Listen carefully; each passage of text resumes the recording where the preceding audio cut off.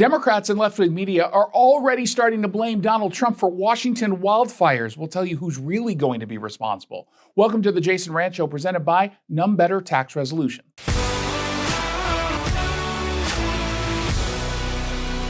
As soon as wildfire season rolls around, you can practically set your watch by the left-wing media's desperate attempt to find a way to blame anyone but the people who are actually in charge. This time, their target is, of course, Donald Trump, preemptively blaming him for future wildfires across the state. King 5, always ready to carry water for their friends in Olympia, just ran a piece practically setting the table for the blame game. The new boogeyman, the Trump administration layoffs at the National Oceanic and Atmospheric Administration and the National Weather Service.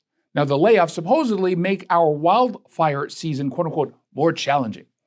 This is the soft launch for the media's favorite story template. I'm just a little bit scared for what this summer might look like without full capabilities from both our incident management teams and our incident meteorologists. Less incident management teams available in the region today than we did 2 years ago. We haven't seen what peak fire season is going to look like yet this year, but if it's anything like last year, I'm concerned for what it's going to look like from a management perspective. We have a bad fire season. The headlines are pre-written. GOP cuts, Trump policies, federal inaction, oh my. And yet, as always, there's no actual evidence that these supposed federal layoffs will have any measurable impact on our ability to fight wildfires. Not a shred.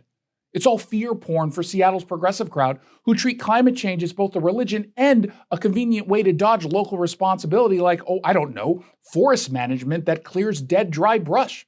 But here's what King 5 and every single Washington Department of Natural Resources official are breathlessly being quoted as are conveniently leaving out. It wasn't Trump, and it sure as hell wasn't the GOP that just gutted our state's wildfire budget.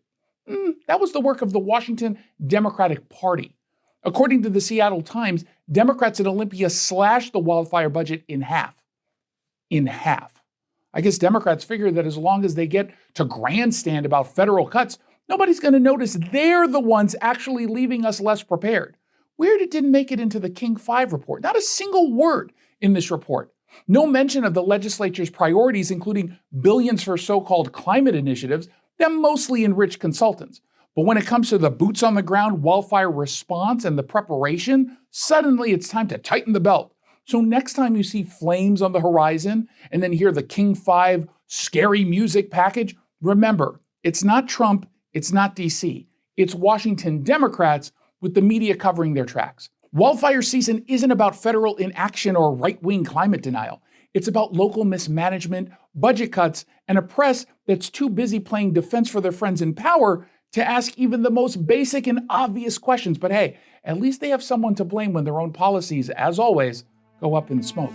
Hey, I sat down with our local tax expert and advocate, Greg Nunn from None Better Tax Resolution. Tell me a little bit about the Fresh Start program, because again, based on how it's promoted, it seems really, really simple. This Fresh Start program and that phrase has been around for many, many, many years now. But it's a great marketing tool to say, hey, fresh start. And in a way, for those that qualify, it is. What it essentially is an offer in compromise.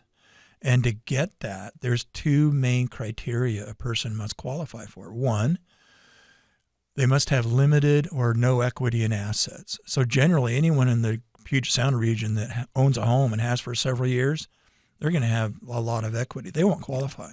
And the other is an income level. And that all depends upon your family size about how much income that could be.